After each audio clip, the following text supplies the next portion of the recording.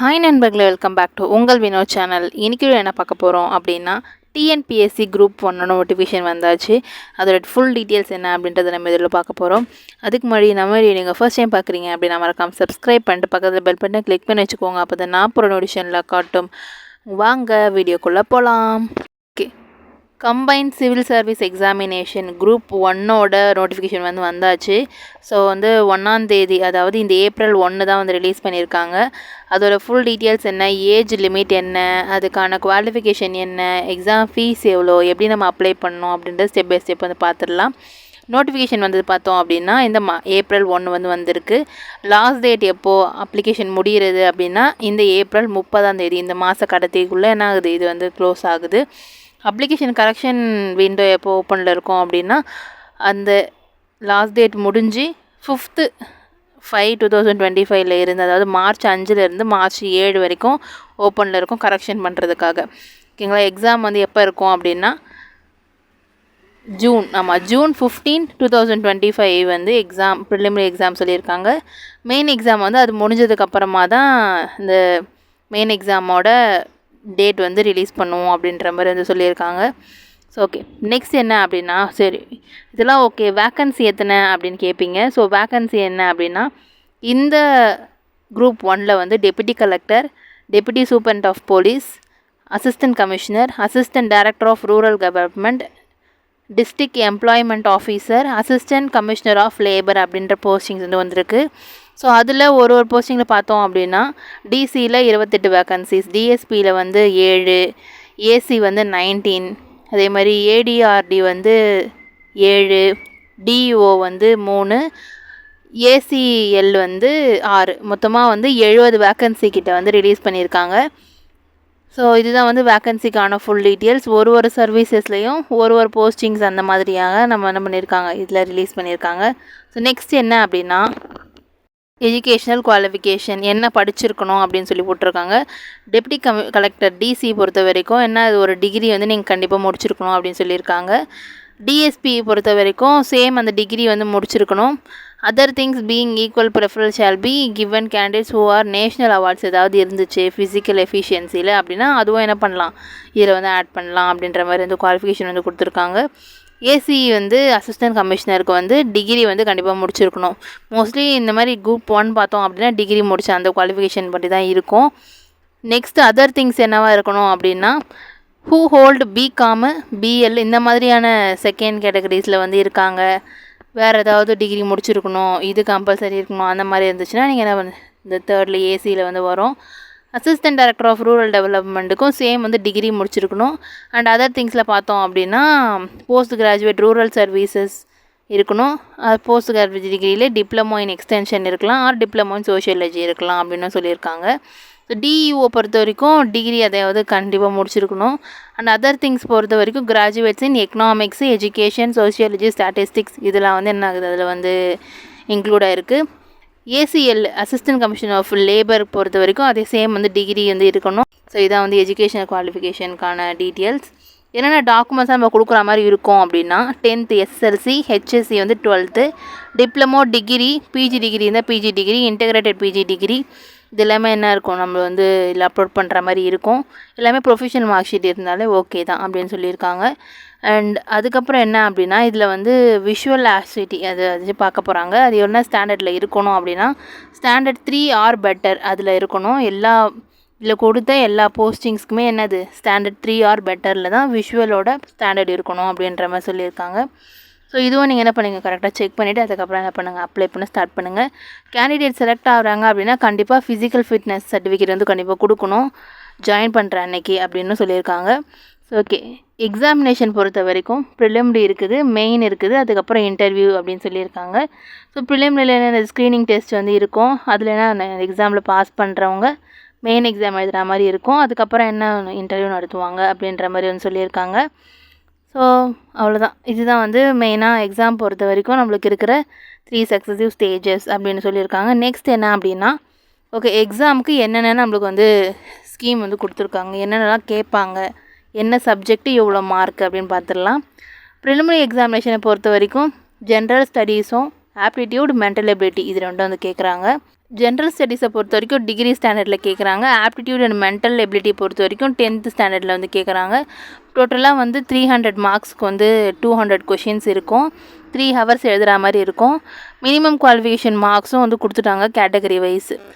90 marks எடுக்கணும், others எல்லாம் 120 எடுக்கணும் அப்படின்னு சொல்லியிருக்காங்க. எந்த மாதிரி எக்ஸாம் இருக்கும் அப்படின்னா ஓஎம்ஆரில் நம்ம என்ன பண்ணோம் எழுதுகிற மாதிரி இருக்கும்.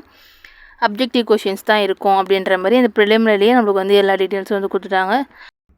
மெயின் எக்ஸாமினேஷன் இன்டர்வியூ அப்படின்னு சொல்லி டோட்டலாக வந்து கொடுத்துட்டாங்க. மெயின் எக்ஸாமினேஷனை பொறுத்த வரைக்கும் பேப்பர் 1, பேப்பர் 2, பேப்பர் 3, பேப்பர் 4 வந்து இருக்க போகுது.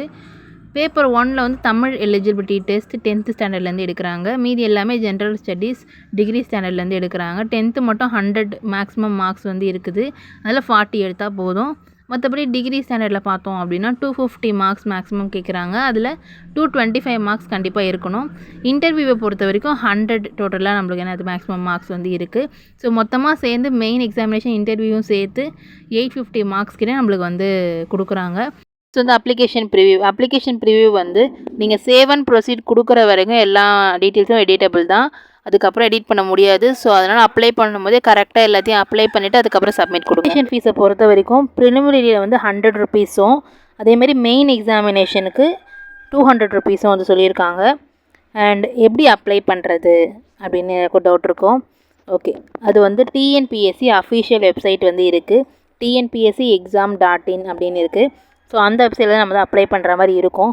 ஓகே, அப்ளை பண்ணுறது டேரெக்டாக அதுக்குள்ளே போய்ட்டு அப்ளை பண்ணலாமா அப்படின்னா முடியாது. ஃபர்ஸ்ட் டைம் நீங்கள் வந்து டிஎன்பிஎஸ்சி அந்த வெப்சைட்டில் அப்ளை பண்ண போகிறீங்க அப்படின்னா ஓடிஆர் அப்படின்றது பண்ணியிருக்கணும். அதாவது 1 டைம் ரெஜிஸ்ட்ரேஷன். இது நீங்கள் 1 டைம் பண்ணிட்டீங்க அப்படின்னா அதுக்கப்புறமா வர எல்லா எக்ஸாமினேஷனுக்கும் டேரெக்டாக போய் நீங்கள் என்ன பண்ணலாம், நோட்டிஃபிகேஷனில் போய் அப்ளை ஆன்லைன் கொடுத்தீங்கன்னா அப்ளை அந்த டீட்டெயில்ஸ்லாம் கொடுத்து அப்ளை பண்ணுற மாதிரி இருக்கும். பட் நீங்கள் ஃபர்ஸ்ட் டைம் பண்ண போகிறீங்க அப்படின்னா 1 டைம் ரெஜிஸ்ட்ரேஷனை வந்து கண்டிப்பாக பண்ணிவிட்டு அதுக்கப்புறமா தான் என்ன அப்ளை பண்ணுற மாதிரி இருக்கும். ஒரு வேளை எப்பவுமே என்னது ஒரு 5 இயர்ஸ்க்கு ஒன்ஸ் வந்து அந்த ஓடிஆர் வந்து எக்ஸ்பைரி ஆகும். அப்போது நீங்கள் என்ன பண்ணணும், 150 ருபீஸ் கொடுத்து ரினியூவல் பண்ணால் தான் உங்களால் அப்ளை பண்ணவே முடியும். ஓகே, இதெல்லாம் நான் வந்து டீட்டெயிலாக கடைசியில் சொல்கிறேன். ஸோ வந்து மறக்காமல் ஸ்கிப் பண்ணாமல் கடைசி வரைக்கும் பாருங்கள்.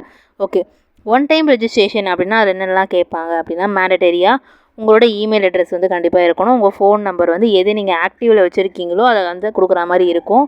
அதே மாதிரி நீங்கள் கொடுக்குற பாஸ்வேர்டை வந்து நீங்கள் மறக்காமல் சேவ் பண்ணி வச்சுக்கிற அளவுக்கு நீங்கள் என்ன பண்ணணும், அந்த மாதிரியான பாஸ்வேர்ட் நீங்கள் கொடுக்குற மாதிரி இருக்கும்.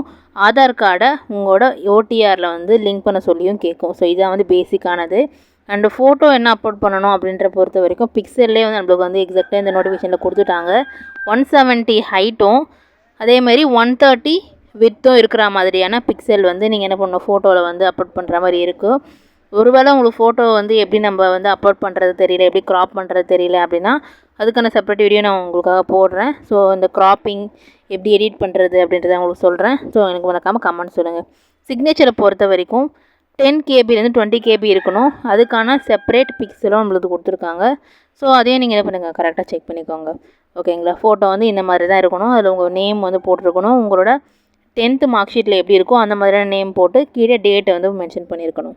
ஓகேங்களா, சப்போர்ட்டிங் டாக்குமெண்ட்ஸ் என்னென்னலாம் கொடுக்கலாம் அப்படின்னா டேட் ஆஃப் பர்த்தை வெரிஃபை பண்ணணும் அப்படின்னா உங்களோட 10th mark sheet 12th mark ஷீட்லேருந்து தான் என்ன பண்ணுவாங்க, வெரிஃபை பண்ணுவாங்க. ஸோ அதில் இருக்க மாதிரியே எல்லாத்தையும் என்ன பண்ண கொடுக்க ட்ரை பண்ணுங்கள். ஓகேங்களா, மற்றபடி பர்த் சர்டிஃபிகேட் டிசி அப்படின்னா கூட வெட்டரை வந்து அவ்வளோ பார்க்க மாட்டாங்க. மெயினாக வந்து 10th 12th மார்க் ஷீட்டை வச்சு தான் என்ன பண்ணுவாங்க, உங்களுக்கு வந்து வெரிஃபை பண்ணுவாங்க அந்த டேட் ஆஃப் பர்த். ஓகேங்களா, நேம் டேட் ஆஃப் பர்த் எல்லாமே அதில் இருக்க மாதிரி கொடுக்க பார்த்துக்கோங்க. ஓகே, நெக்ஸ்ட் என்ன அப்படின்னா ஏஜ் லிமிட். யார் யாரெல்லாம் அப்ளை பண்ணலாம், எந்த வயசில் இருக்கவங்க அப்படின்னா the candidate should have completed minimum age of 21 years. 21 வயசு வந்து கண்டிப்பாக வந்து அவங்களுக்கு ஆயிருக்கணும். அப்போ தான் என்ன பண்ண முடியும், அவங்க அப்ளை பண்ண முடியும்.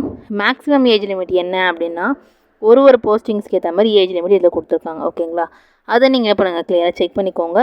ஸோ இந்த நோட்டிஃபிகேஷன் உங்களுக்கு வேணும் அப்படின்னா எனக்கு வந்து கமெண்ட் பண்ணுங்கள்.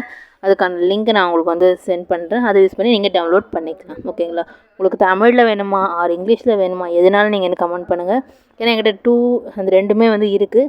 ஸோ அதுக்கான லிங்க்கை நான் உங்களுக்கு தரேன். அதை யூஸ் பண்ணி நீங்கள் டவுன்லோட் பண்ணிக்கலாம். ஓகேங்களா, ஓகே, இதான் வந்து ஏஜ் லிமிட் பொறுத்த வரைக்கும் 1/7/2025 அந்த டேட்டு பிரகாரம் உங்கள் ஏஜ் வந்து 21 இருக்கணும். அதே மாதிரி ஏஜ் லிமிட் எவ்வளோ கன்செஷன் கொடுத்துருக்காங்களோ அதையும் நீங்கள் கரெக்டாக செக் பண்ணிக்கோங்க.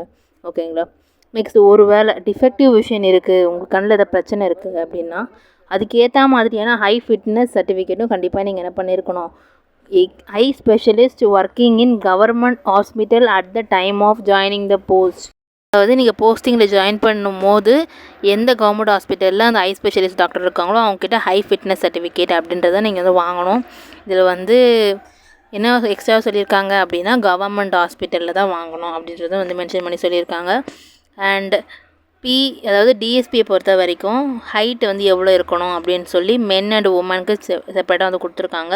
ஹைட் வந்து 165 மென்னுக்கும் 155 உமனுக்கும் இருக்கணும். அதேமாதிரி செஸ்ட் மெஷர்மெண்ட்டும் வந்து மென்னுக்கு வந்து கொடுத்துருக்காங்க, உமனுக்கு அப்ளிகபிள் இல்லை அப்படின்றதும் மென்ஷன் பண்ணியிருக்காங்க. ஸோ இதுதான் வந்து இந்த மெடிக்கல் ஃபிட்னஸை வந்து பொறுத்த வரைக்கும் டீட்டெயில்ஸ் வந்து சொல்லியிருக்காங்க. ஸோ செப்பரேட்டான போஸ்டிங்ஸ்க்கு ஏற்ற மாதிரியான அவங்களான ஸ்டாண்டர்டுக்கு என்னென்ன வேணுமோ அது வந்து மென்ஷன் பண்ணியிருக்காங்க. ஸோ ஃபுல்லாக செக் பண்ணிக்கோங்க நோட்டிஃபிகேஷனில். ஓகேங்களா. நெக்ஸ்ட் என்ன அப்படின்னா நாலேஜ் இன் தமிழ் நாலேஜ் கண்டிப்பாக இருக்கணும் அப்படின்றத வந்து சொல்லியிருக்காங்க. ஏன்னா வந்து இதுக்கப்புறம் வர எல்லா எக்ஸாமினேஷன்லேயும் மெயினாக என்ன கேட்குறாங்க, தமிழ் அப்படின்றது கேட்குறாங்க. ஸோ தமிழில் பிஎஸ்டிஎம் சர்டிஃபிகேட் வச்சுருக்கீங்க ஒரு வேளை அப்படின்னா உங்களுக்கு கண்டிப்பாக முன்னுரிமை கொடுப்பாங்க அப்படின்றதும் வந்து சொல்லியிருக்காங்க. ஸோ நாலேஜ் இன் தமிழ் கண்டிப்பாக வந்து இருக்கணும் அப்படின்றதும் நம்ம வந்து மேண்டரியாக கொடுத்துருக்காங்க. ஸோ அந்த எஸ்எஸ்எல்சி 10th ஸ்டாண்டர்டை பொறுத்த வரைக்கும் தமிழில் எலிஜிபிலிட்டி டெஸ்ட் வைக்கிறாங்களே, ஸோ அதில் கரெக்டான மார்க் எடுத்தால் தான் நெக்ஸ்ட் இருக்க பார்ட் 2, பார்ட் 3, பார்ட் 4 எல்லாமே என்ன பண்ணுவாங்க, கால்குலேட் பண்ணுவாங்க. ஸோ எல்லாமே என்னது பேசிக்காக தமிழ் தான் வந்து நம்மளுக்கு ஜென்ரலாக கொடுத்துருக்காங்க. அதை நம்ம ப்ரிப்பேர் பண்ணி பாஸ் பண்ணிட்டோம் அப்படின்னா அதர் தென் ஜென்ரல் ஸ்டடீஸ் எல்லாம் நம்ம கம்ப்ளீட் பண்ணிடலாம். அந்த ஓடிஆர் பற்றி சொல்கிறேன்னு சொன்னீங்களே எங்கே இது அப்படின்னு கேட்பீங்க. ஓகே, ஓடிஆர் பற்றி சொல்லணும் அப்படின்னா ஓடிஆரில் வந்து ஃபஸ்ட் டைம் பண்ண போகிறீங்க அப்படின்னா ஓடிஆர் ரெஜிஸ்டர் பண்ணணும். ஓகேங்களா. அதுக்கப்புறமா தான் நம்மளால எல்லா எக்ஸாமும் அப்ளை பண்ண முடியும் ஓடிஆர் பண்ணாதான். ஓகே, ஓடிஆர் வந்து எக்ஸ்பயர் ஆகிடுச்சு அப்படின்னா என்ன பண்ணணும், நம்ம அந்த ஹோம் பேஜ் டேஷ்போர்ட் போன உடனே ஓடிஆர் வந்து எக்ஸ்பயர்டு ரினியூ ஓடிஆர் அப்படின்னு சொல்லி காமிக்கும். அதில் போய்ட்டு நம்ம பேமெண்ட் பண்ணிட்டோம் அப்படின்னா திரும்ப என்ன ஆகும், அது வந்து ரினியூ ஆகிட்டு திரும்ப உங்களுக்கு டேஷ்போர்டு காமிக்கும், நீங்கள் அதுக்கப்புறம் அப்ளை பண்ணிக்கலாம். ஸோ இதான் வந்து பேசிக். நம்ம சேனலில் ஆல்ரெடி வந்து ஓடிஆர் ரெஜிஸ்டர் பண்ணுறது எப்படி அப்படின்றதும் வந்து போட்டிருக்கோம். அதே மாதிரி ஓடிஆர் வந்து எக்ஸ்பயர் ஆகிடுச்சு அப்படின்னா எப்படி ரினியூவல் பண்ணுறதும் அப்படின்றது வீடியோ வந்து போட்டிருக்கோம். ஸோ அதை யூஸ் பண்ணி நீங்கள் என்ன பண்ணிக்கோங்க, ஓடிஆர் ரெஜிஸ்டர் பண்ணிக்கோங்க. ரினியூவல் பண்ணாதவங்க ரினியூவல் பண்ணிக்கோங்க. அந்த லிங்க்கு நான் வந்து டிஸ்கிரிப்ஷனில் வந்து டேக் பண்ணி வைக்கிறேன். ஸோ மறக்காமல் வந்து செக் பண்ணிக்கோங்க. கமெண்ட்லேயும் டேக் பண்ணுறேன். குரூப் 1 எப்படி அப்ளை பண்ணுறதுன்னு நெக்ஸ்ட் வீடியோவில் உங்களுக்கு சொல்கிறேன். இந்த வீடியோ பிடிச்சிருந்தா மறக்காமல் லைக் பண்ணிவிட்டு உங்கள் ஃப்ரெண்ட்ஸ் அண்ட் ஃபேமிலிஸ்க்கும் இது தெரிஞ்சுக்கணும் அப்படின்னாலும் நீங்கள் நம்மளை மறக்காமல் ஷேர் பண்ணி விட்டுட்டு சப்போர்ட் பண்ண சொல்லுங்கள். மறக்காமல் சப்ஸ்கிரைப் பண்ணாதவங்க சப்ஸ்கிரைப் பண்ணிவிட்டு பாருங்கள். நெக்ஸ்ட் ஒரு புதியில் சந்திக்கிறேன். அன்டில் தென் பை ஃப்ரம் உங்கள் வீடியோ.